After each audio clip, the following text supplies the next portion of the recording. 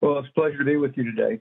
What we're going to cover today is really what responsibilities and potential liabilities a design professional have to account for extreme weather when doing its designs, whether designing a road, a bridge, maybe a residential complex, or maybe you're designing a building in New York where it has been flooding. What do you need to do to account for potential flooding, potential drought conditions that are causing fires, things of that nature? And so what I've done is prepared a slide program that we're going to go through today.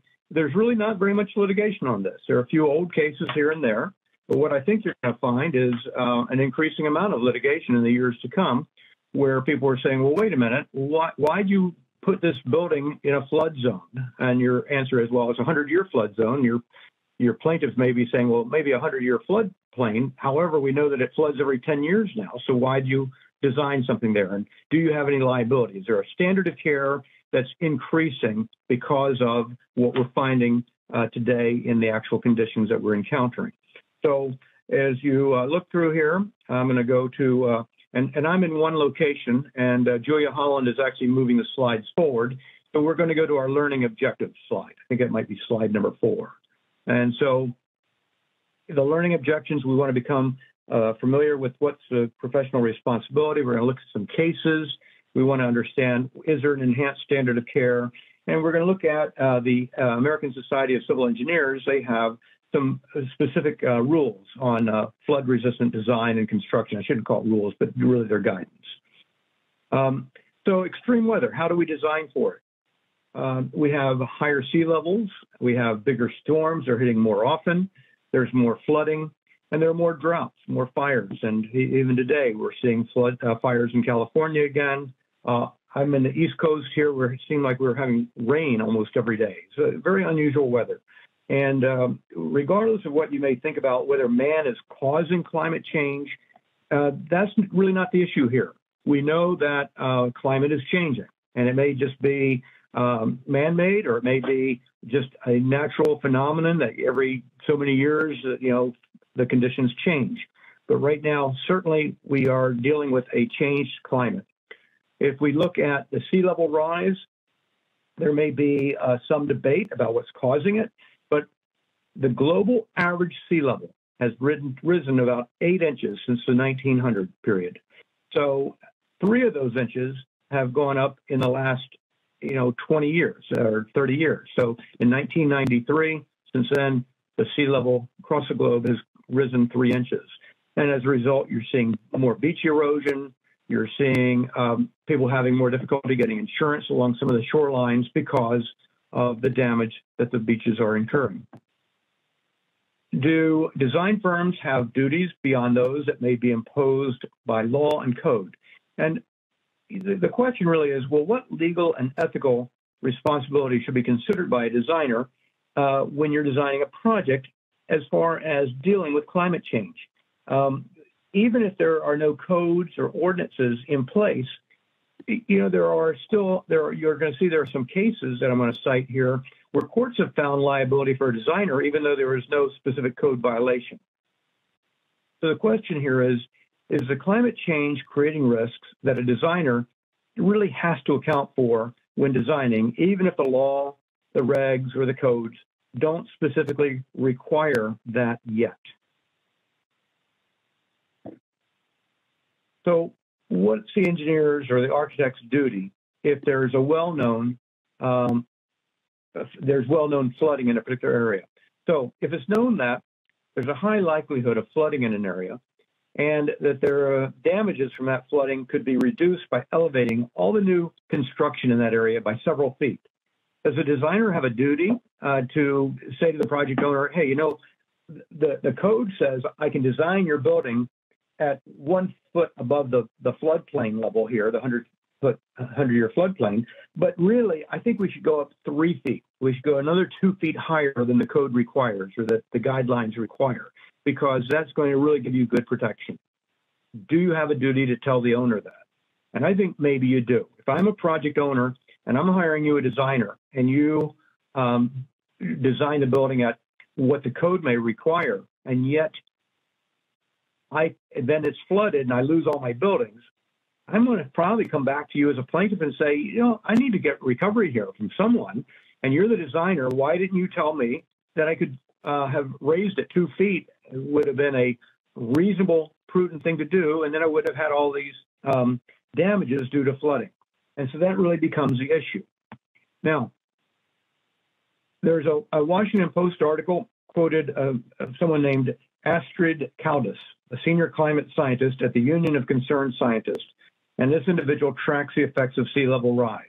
And here's what he says. He says, by mid-century, the frequency of this type of minor flooding will become so disruptive that business as usual is going to be practically impossible without significant adaptation measures.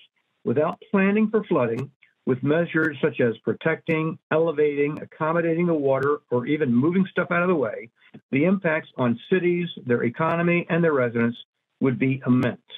And so really what he's saying here is that by the middle of this coming century, of the century we're in right now, we're going to have a tremendous amount of flooding in some of the lower areas. So I live in Virginia, and we have military bases along the shoreline down by Newport News and Hampton Roads. And those areas are they're experiencing what might be considered minor flooding many times a year, where the soldiers have to ride through water on the roads to get to barracks.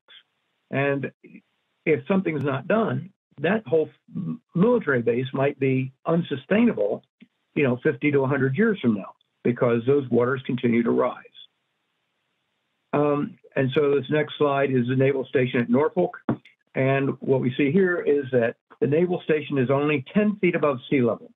And tidal flooding is a problem that they're sustaining every day.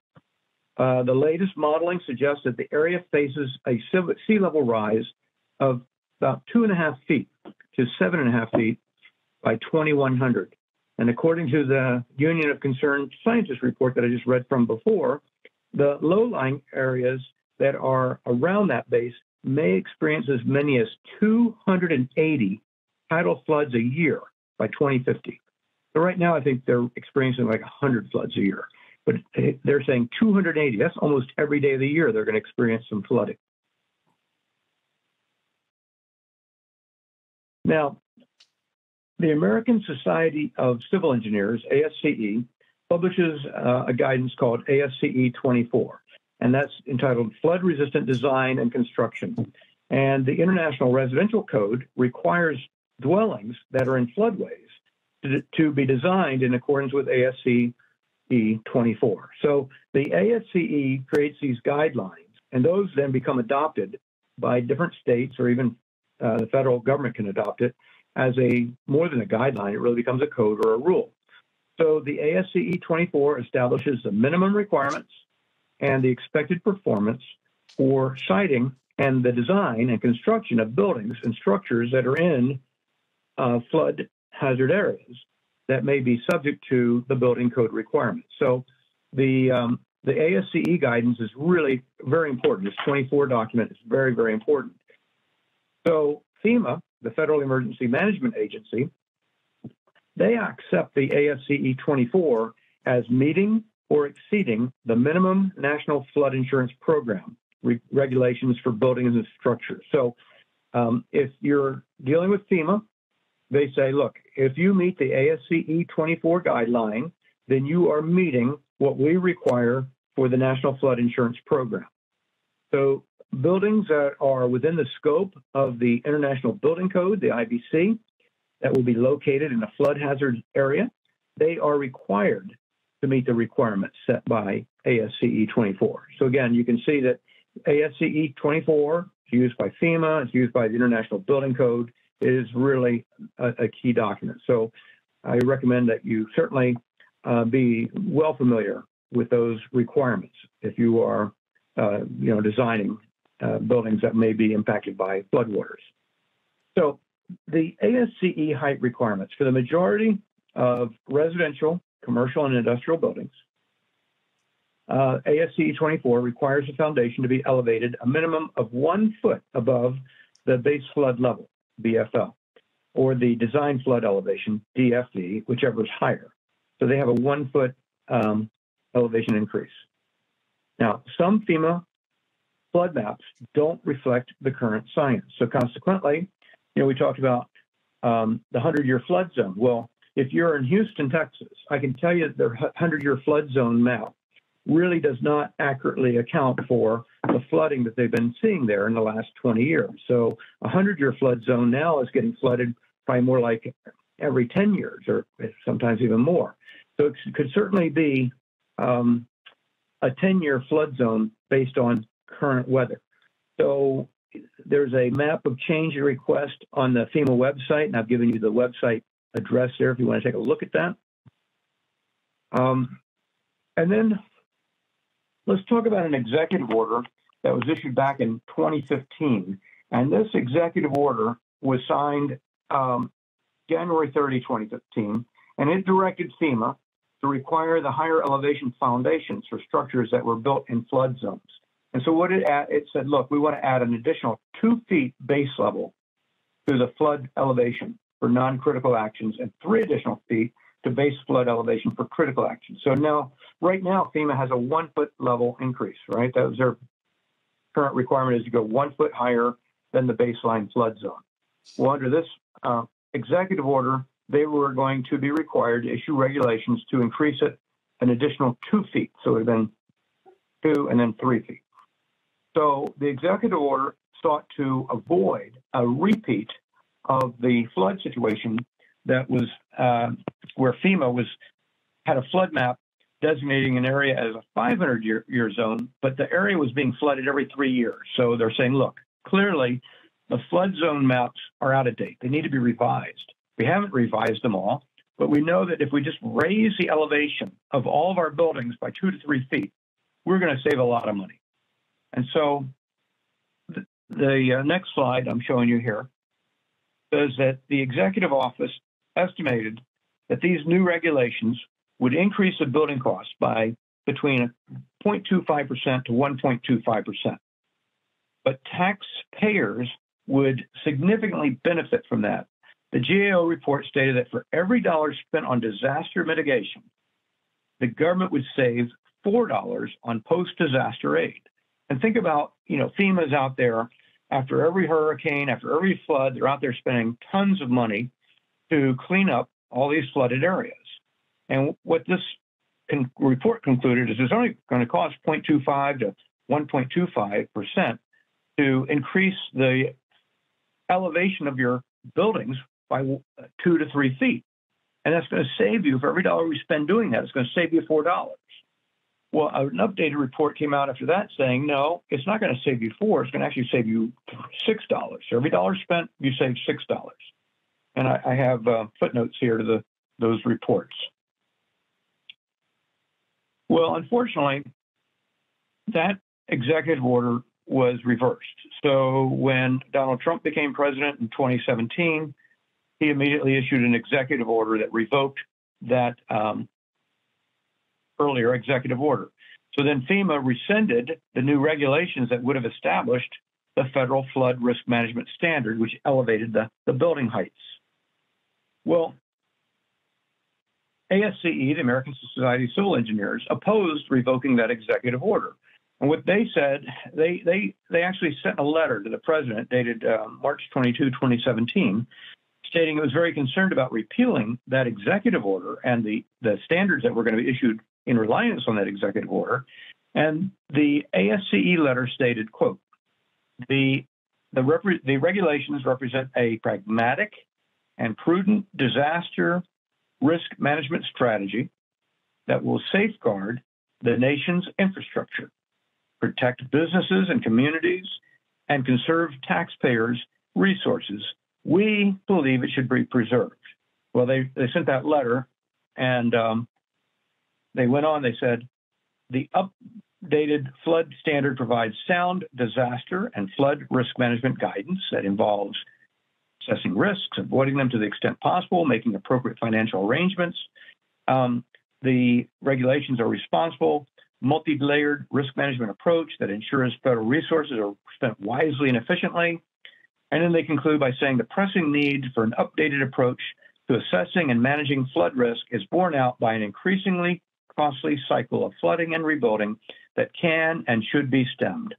From 1980 to 2013, flooding caused more than $260 billion in damage in the United States. And then finally, they go on, they say, without the regulations, disaster relief and recovery policies will allow for and even encourage unprepared communities to build unwisely and subsequently rely on federal help when disaster hits. We simply cannot afford to allow this pattern to continue. When federal funds are used for development in floodplain areas, it is simply common sense to consider and mitigate those risks upfront in order to ensure the investment will be long-lasting. That is, in a nutshell, the aim of the regulations. So this is what the Society of Civil Engineers is on record as stating. And so even though President Trump rejected all that, this is still what the Engineering Association says is wise and prudent. So I ask the question then, does that not make that the standard of care? I mean, do we really need the Office of the President and regulations by FEMA to adopt these as formal regulations? Or if I'm a plaintiff and you design a building for me and you failed to elevate the elevation like ASCE says you should have, then why shouldn't I just simply sue a design firm and say, you know, your own association says it's imprudent to be designing at that lower level. You need to raise it higher. And if you had raised it, you wouldn't have had $1 billion worth of damages. Therefore, I'm suing you. And I haven't seen that suit yet, but I'm telling you, it's got to be coming. There's got to be a lot of this. I'm surprised that, you know, since the first time I taught this, there haven't already been a lot of suits, but they've got to be coming. So I'm just telling you, beware, be ready for those. And you can see the final statement in their letter was, repealing the regulations would be short-sighted, and we ask the administration to strongly reconsider any repeal or rollback. Okay, so my question is, well, what's required of design professionals right now? We don't have those regulations nationally, but there are, you know, various state governments around the country have already adopted codes and regulations. And even if there is no regulation or there is a minimal regulation, meeting the code might not be sufficient. So Michael Sanio, ASCE Director of Sustainability, was quoted as saying, quote, taking into account the best science is a responsibility. Designing to existing codes is insufficient. And he said that in Engineering News Record 2018. Well, I absolutely agree with that. I can cite cases around the country where design firms were sued for things like designing a railing, a guardrail in a football stadium where it simply wasn't high enough, and an attendee fell over, you know, from the boxes up high where there's just a little glass wall, and they leaned out over and they fell to their death. And the engineer was sued by the family of the deceased individual, and the engineer defended itself, saying, no, my design met the code. That's all the code required. Well, the court rejected that and said, well, that may be all the code required, but you knew that people would be standing there right by this wall, and it simply wasn't high enough. The glass should have been higher. And so that was an example where the engineer met the standard of care. I mean, did not meet the standard of care, but met the code. So the code simply did not set the standard of care. It was a minimum, but the standard of care could exceed that minimum. There was another case where in an airport years ago, a design for a railing was about 6 inches wide, and a young infant fell between the rail, again, to its death. And after that, the code changed. It said, now you've got to do 4-inch width between these uprights in the railing. At that time, the engineer was sued, and again, the court found the engineer liable for that design, saying, well, you know, I know the code required 6 inches, but, you know, you're designing for an airport. Surely you knew there'd be, you know, kids in an airport that might fall through this, so you're liable. So those are examples. They're not climate examples, but they are examples of where design firms were found liable for a standard of care that exceeded the minimum requirements of a code. So, meeting a code may not be a sufficient defense when it comes to flood mitigation. Compliance with all regs and adherence to the generally accepted standards of professional practice may not be sufficient to avoid the liability. It's particularly true where the regulatory standards may simply be outdated. Reliance on industry standards does not mean that you as a professional will not be judged by whether your actions were responsible under the specific circumstances that you should have considered when designing. Now, if you use a standard of care that we have in the AIA contract, or that I typically put into the contracts when we redline them, we say the standard of care is going to be that which is generally the general accepted standard of care of design professionals practicing in the same location, same time frame that you're practicing in. So we always say that it's going to be judged based on what's happening in your area. Well, that would mean that if your area has a lot of flooding, then that's the standard of care that's going to apply to you, not some national standard that was not written for that specific area. So again, the codes set the minimum standards, and even though the designer may have satisfied applicable building codes, courts certainly have imposed this higher standard of care. The law is really the floor. The code is the floor. It's not the ceiling. So meeting the code is not going to be a total defense to you. And there certainly can be, as Jay Wickersham, the president of the Boston Society of Architects, stated, he says, quote, "There can be circumstances in which design professionals know more protective measures beyond the building code and zone code and could be potentially held liable." So the question is going to be, if you're designing in Hampton Roads, Norfolk, Virginia, at the military base, and you know that the area is flooding 100 days a year, do you not have a duty to design at a high enough elevation to avoid the routine damage to that building? I mean, maybe you could raise the elevation, use a different foundation material, don't put drywall so low to the ground. All these things could reduce the damages. And hopefully people there are already designing that way, because I'm not seeing any litigation there. So I have to assume that the designers in that area are familiar with this and are doing what I'm talking about. Now, I'm going to give you a case where a design professional was found responsible for flood hazards in their designs. And so in this case, a design firm can be expected to reflect the risk from flood hazards in their designs when there are publicly available flood maps for the area. So this is a 1976 case, and the publicly available flood maps showed that the designer should have anticipated flooding in that area, and he didn't really take those flood maps into consideration in doing the design. So the question is, well, what enhanced risk must be considered in light of the increased severe storms and the flooding? Does this case not show that, if you know from even newspaper reports that there are floods in this area now routinely, does that not mean you need to reflect that in your design? In this case of Corley versus Gene Allen Air Service, 1983 case in, this is Louisiana, compliance with a statute did not bar a negligence claim against a designer. It was unreasonable conduct. Unreasonable conduct is not an excuse when one merely complies with the minimum regulatory requirements. So this court said, yeah, you met the minimum regulatory requirements, but that doesn't excuse your unreasonable conduct. So again, this case shows a good example of a case showing that meeting the code did not work as a defense. This next case is more recent, 2014 case out of California. Even if the code requirements are satisfied, the standard of care may render parties liable for not designing appropriately for the conditions that could have been foreseeable that led to the injury. So in Henry Tang, the court addressed liability where a 2-year-old child fell to his death from the 3rd floor of the Staples Center in LA. And he was standing on a concrete shelf banister that ran along the front of these seats. And this is up in the luxury box, and he fell over the glass barrier. This is a case I mentioned before.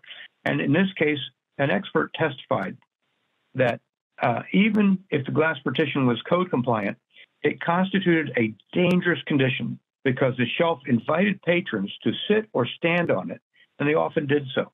And so, it's interesting. I was in a stadium 2 weeks ago, and it's like almost 10 years after this, and I swear the stadium had a glass wall that, to me, I stood there, my wife and I were standing there together. I'm like, oh my goodness, this looks like the wall that was in LA where the designer was held liable. And I looked at it, I'm like, it was so easy just to lean out and fall right over. It didn't give you any protection. And I guess the point was they want you, when you're sitting there, to be able to look out and see the players in the stadium without having the glass directly in front of your eyes. But it was, to me, it was a problem. And that was not a stadium. That was actually in a theater for where they show plays. So I won't tell you what theater, but anyway, it was in a major theater. And to me, it looked rather dangerous. So in the next slide, wait a minute, did I miss something here? Oh, yeah, next slide. So FEMA standards set the minimum. It encourages communities to adopt higher standards where appropriate. And then communities are rewarded by FEMA with a community rating system insurance premium discount. And so the communities may need to enforce the higher standards that are included in its FEMA-approved ordinance. So what the community does is they prepare an ordinance, FEMA approves it, and they can set a higher standard, and then they get these extra points. Many state and community regs exceed the FEMA standards for construction in a flood zone, and some have adopted more stringent regs, such as, quote, freeboard requirements for elevation of new structures on fill or flood proofing of structures to a 100-year flood elevation. They have a zero-rise floodway, and the prohibition of residents that are built in floodplains or floodways. And then a really good example of this is New York. I was looking at these very detailed New York guidelines, and they provide an example of local authorities adding real meat to the bones of the various federal and state regs. So design professionals that are doing projects in certain communities in New York, they really must be aware of these really specific guidelines because they increase the requirements that are what are required for the professional standard of care. So they're an example of where the code itself sets the minimum requirements. And it's important that if you're designing in those communities, that you go out and you become familiar with what those minimum requirements are. And then even if the specific rules don't apply to a design professional because the project's located in a different state, well, I ask the question, can an argument be made that those local standards might affect how design firms are treated and judged in those other states as well? So if New York has flooding similar to, let's say, a location in Pennsylvania, which is the next state over, and New York has adopted all these really wise, prudent code requirements, and those code requirements now have been in place for many years, and those have been shown over the years to really reduce the amount of flood damage to the properties, and yet Pennsylvania doesn't have that code.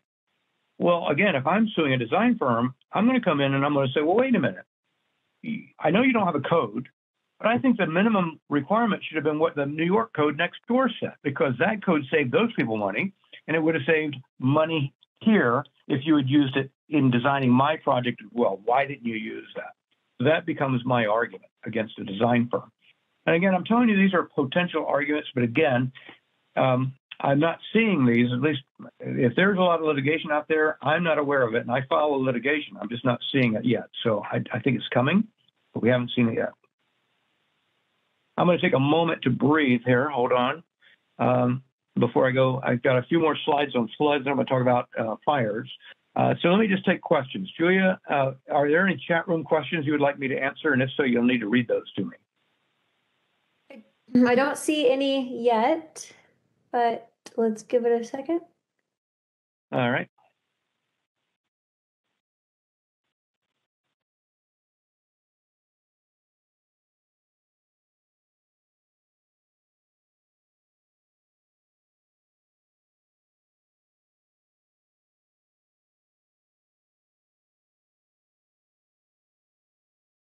Any questions? No one has any chat room questions for me?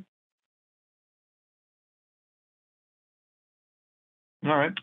Well, if you have any, please ask them, and Joy will read them to me later in the presentation. I'll get back to answering them. So I'm going to move on. The next slide is an Arizona decision saying the magnitude of the flood has to be considered. And in this case, the court found that an engineer was liable for damage to a building that was destroyed by flooding. The flooding was the result of a bridge that the engineer designed that blocked the free flow of water from a 100-year flood. So this 100-year flood came through, and the bridge blocked the free flow of this water downstream, and it pushed it up onto this property. So the court rejected the engineer's argument that the case should be dismissed based on lack of foreseeability of damage. And the court stated, question of whether this was a 25, 50, or 100-year flood is merely one factor to be considered by judge or jury on the question of foreseeability of negligence. So the court's saying, look, the fact that you put this bridge there in the river in a way that it would stop the flow or redirect the flow, whether it would have happened in 25 years, 50 years, or 100 years, well, that's an interesting fact. And we, the judge or the jury, will consider that fact. But you don't get a summary judgment. You don't get to get dismissed out of this lawsuit. We'll go to trial, and we'll let the jury decide that. The foreseeability of harm may create an independent duty of care. So in deciding if a designer is liable for failure of its design structure to withstand the adverse weather conditions, the court's going to look at whether the designer knew or reasonably should have known that the damages could result from the design, and it took improper action to account for it. It didn't take into proper account those foreseeable climatic and weather conditions. It's really not a defense for the designer to argue, well, I didn't have actual knowledge that my design was going to result in these damages. The court says, well, yeah, you didn't have actual knowledge, but what should you have reasonably foreseen? It's a reasonable foreseeability issue. And then the question being, do the FEMA and state rules and guidance documents legally make flood damages more foreseeable? Again, I think that you can make a good argument that if the American Society of Civil Engineers is on record saying, look, these are very foreseeable damages. Every dollar spent on trying to remedy flooding is going to save $6 in damages paid to account for the damages from flooding. You've got FEMA on record from the Obama administration saying, look, we need these regulations. These things, to me, all show that there's a foreseeability of the risk. So should a designer foresee the potential harm based on these current rules and guidance documents of FEMA and the state and local governments?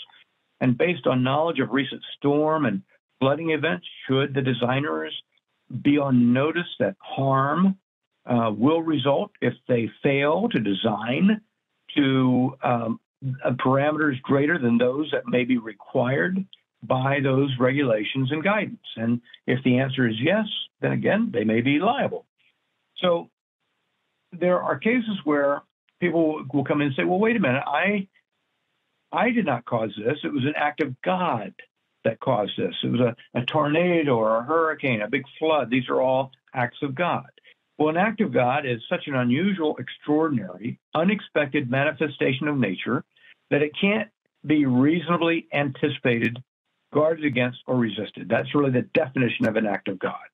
And just because an extreme storm may be an act of God doesn't necessarily relieve the designer of liability for failing to design to avoid or mitigate the losses that are going to result from that act of God storm. In the case of flood litigation, act of God, that was what their conclusion was. As I quoted that out of In Re Flood Litigation, 607 Southeast 863. That's a court decision. And then that was cited in 1 Amjur, second act of God, page 897. Okay, so the act of God defense may not prevail. The court held in the case of Barr versus Gamefish Parks that the state of Colorado could not use the act of God defense when a dam that it designed for maximum probable flood, it failed. The court concluded that the event that occurred was predictable and foreseeable. Basically, Colorado should have done more, according to the court, to design this dam to withstand the type of flooding that was foreseeable. Therefore, it was not an act of God. I mean, the flooding was an act of God, but that's not what caused the dam to fail. It was a foreseeable risk that caused the dam to fail, and that was a risk that the court said Colorado should have anticipated. So the foreseeability is based on flood maps and flood experience. Those things can all reduce the ability to defend yourself using the act of God defense. So the, quote, widespread availability of flood maps and flood predictions reduce situations in which the act of God defense may succeed, since even very infrequent events are now expected.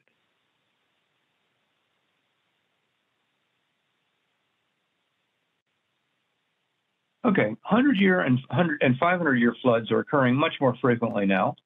So the name 100-year and 500-year, it's almost become meaningless. I mean, you have 500-year floods that are occurring fairly frequently now, or at least 100-year floods are occurring frequently.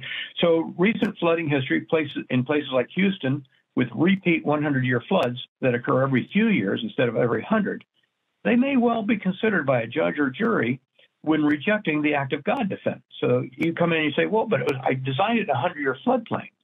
And just like the court in that bridge case that I cited earlier said, well, it doesn't matter. That's just one factor that a judge or jury can consider in determining whether it was foreseeable. But they look at everything. And if we know that the conditions on the ground show this area in Houston floods much more frequently than every 100 years, then should the court allow you to use the act of God defense when you could have said, yeah, it's an act of God that the flooding is going to occur, but I, as a designer, can raise the elevation. I can use different building materials. I can, do things that are going to reduce the amount of damage. Those are not going to be excused by the act of God defense. Okay, now I'm going to move on to designing to mitigate against fire damage. And before I do that again, I'd like to encourage you to ask any chat room questions, and I'll try to answer those right now. Julia, any questions in there? Yes, there are a couple of questions. Okay. So the first question, early in the slides discussing ASCE 24 and IBC with regard to the requirements for buildings, in one place you mentioned the FEMA floodway and then used the term flood hazard area as if they are the same, which they are not. Can you clarify which it really applied to? Okay. So that's a good question. At this point, I cannot. I had all this research that I'd done on this, and so when I wrote my slides, I may have kind of carelessly put some different terms together. So the questioner is probably quite right as to they are different terms and mean different things. So I apologize if I've commingled my terms. Okay, and then the second question, what are best practices for recording owner's decision to hold design to code and not to a higher standard of care? Would courts accept this means of placing risk on owner's shoulders? Yeah, so now that's a really interesting question. So if the owner says, look, the code only requires this is all I want you to do, that may be okay. Where I have had problems is where owners say, look, I only want you to design it less than code. I don't want you to do, I know I have some code inspectors that are saying we want all these things as part of code, but I don't want to do that. I want to do the minimal.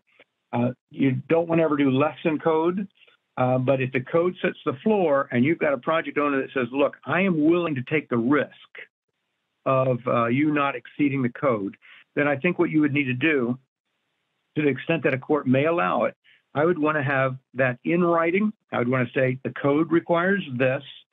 We think you should do this plus the code. The code requires only this level, but we think maybe raise the elevation, use these different materials that are they will withstand flood damage better, whatever. And the owner has said no. I would document that. And then I would want to be indemnified. So in my indemnity clause, I try to add something that says, look, if there is flood damage that occurs here, or whatever the damage is, then the owner is not going to, they're going to hold us harmless. They're going to indemnify us against any claims against that type of a claim. And that way you are somewhat protected. And then the other thing I like to always do for designers is add a limitation of liability clause into my contract and a waiver of consequential damages clause. So consequential damages would be considered, the pure economic losses. So you could say specific loss of profit, loss of use. Those things all get waived. You've got a normal waiver of consequential damages in your AIA B101. And I use that clause, and then I add a couple examples of what do we mean by consequentials.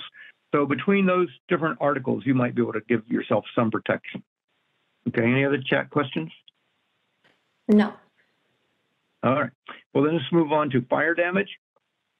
Okay, so designing to mitigate against fire damage. So obviously we're seeing a lot more wildfires and forest fires because of the extreme heat, and this is just becoming so common today.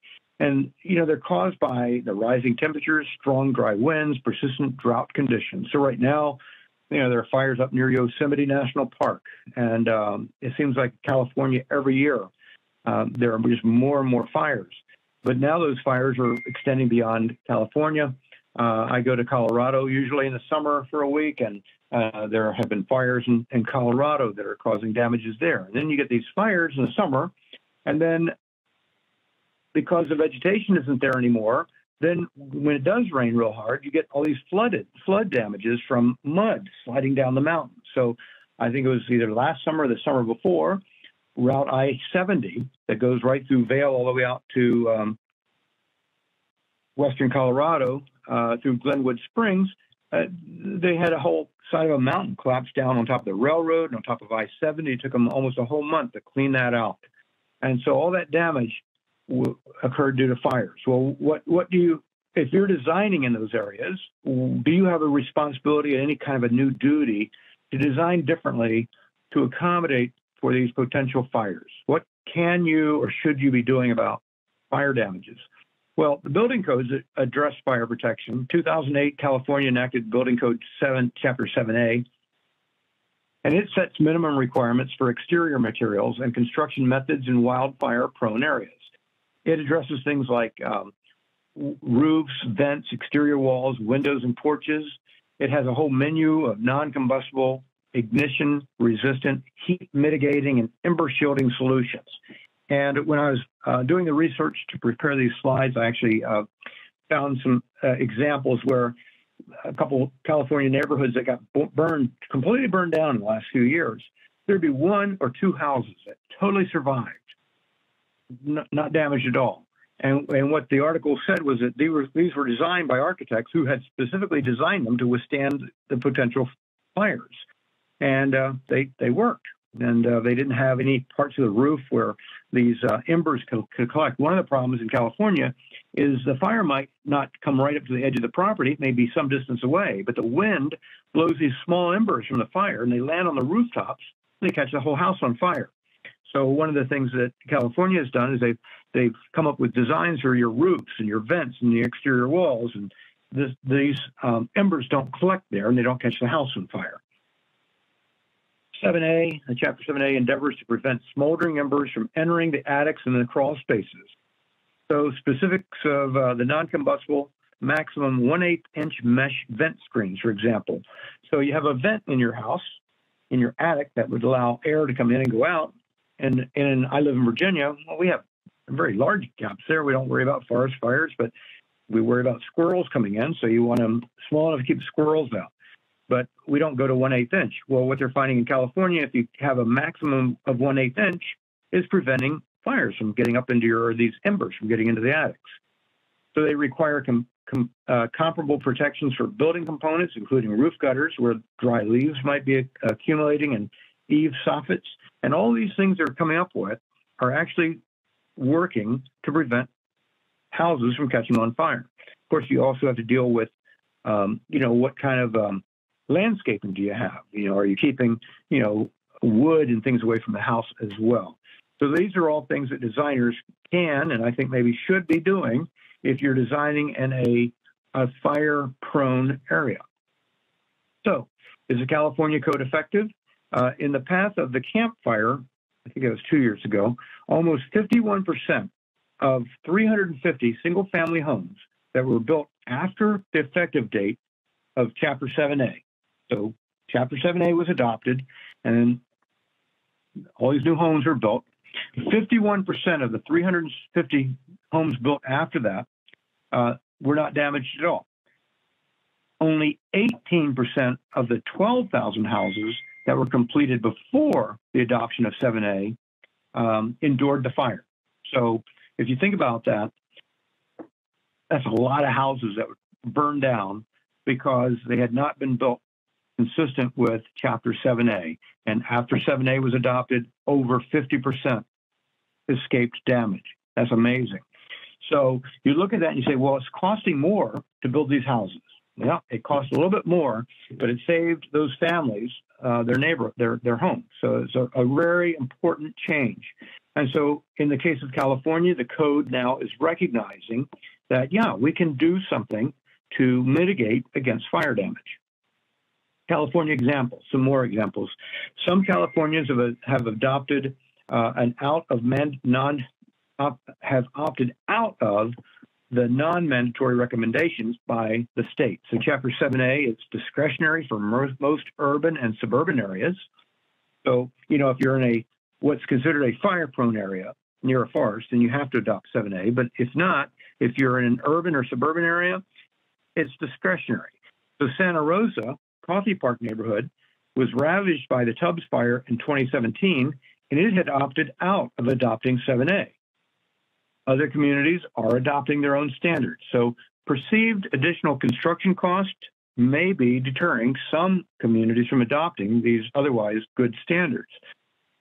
A 2018 study that was done by Montana-based Headwaters Economics, which is an independent nonprofit research group, found negligible cost differences between a typical home and one that was constructed using the enhanced design. Creative design can augment the codes. And so a California architect is reported to have used something called Shui Sugi Ban. That's a dark charred timber that is a Class A fire-rated substance. And the charring burns off the cellulose, and the flammable component in the wood gets burned off.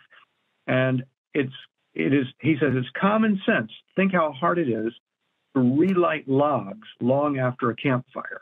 So what he's saying is, yeah, you have this material and it simply doesn't burn very well at all. So for the house on a Lake Tahoe lakefront, the ground floor beneath the Shugi Ban material was designed with a very thick slab on grade, no cross space, and the exterior walls of cast-in-place concrete with very few openings to keep out all the fire and the water. And the concrete contains a porosity-minimizing admixture, and the densely insulated fire-rated walls are 8 inches thick. And the roof is covered in a Class A standing seam metal and is a simple single-gabled form, eliminating the valleys where complex roofs or projected dormers or skylights might collect dead leaves and embers. And many of the things that make the house watertight and energy code compliant also make it fire resistant. So in this way, this architect, and it was his own home, so he could justify spending all this money to design it this way, but he's made a home that is going to be both water resistant, flood resistant, and at the same time, fire resistant. And then here's an example. This is proof of a house well designed. This is one of those houses I mentioned in California.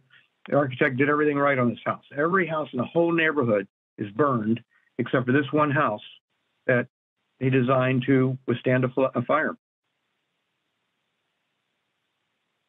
Okay, so my conclusion. So design firms might be held to an enhanced standard of care to consider the foreseeable risk of damages that can result from failure to design, either to mitigate floods or mitigate against potential fires.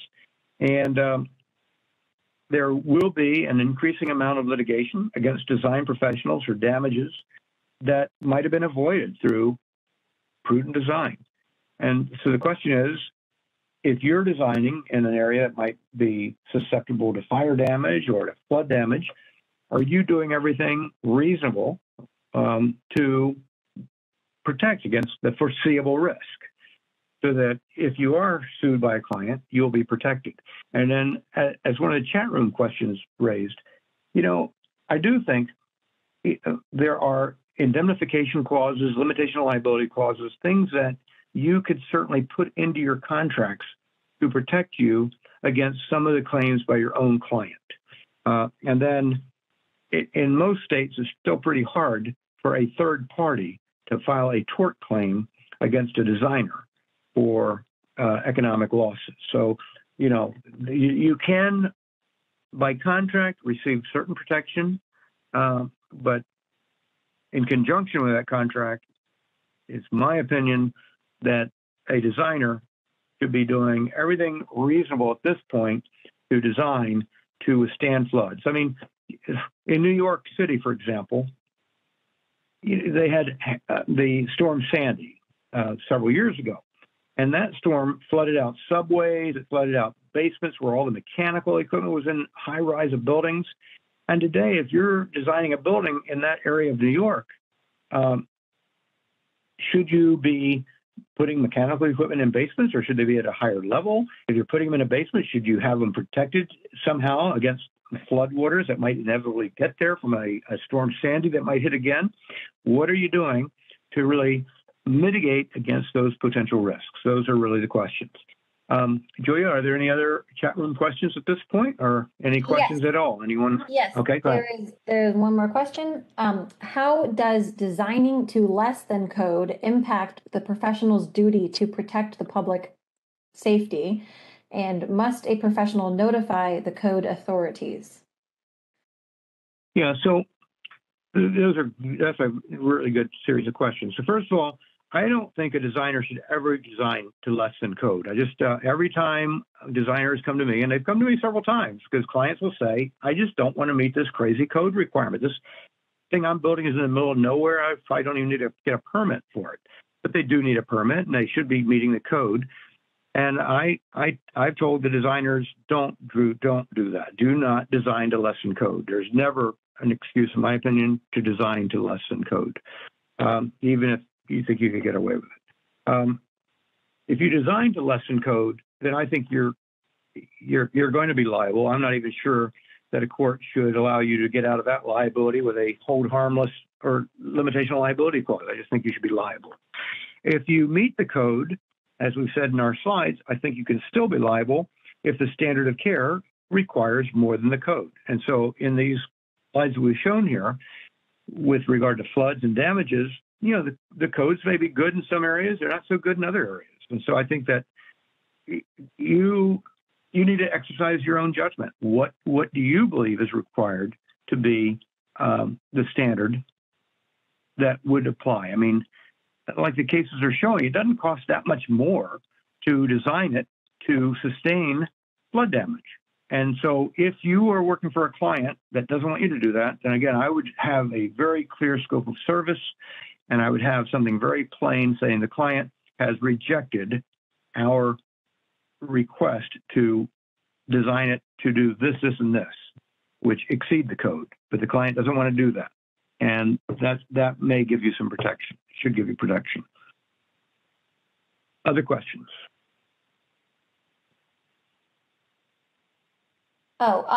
Just about the recording. Yes, we will share the recording and a copy of the slides as well. Okay, very good.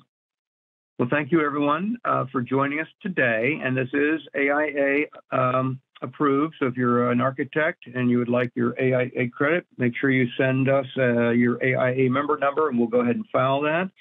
If you're an engineer and you'd like a certificate of attendance, a written certificate, let us know. We'll send you a written certificate of attendance so you can use that for your state filing requirements.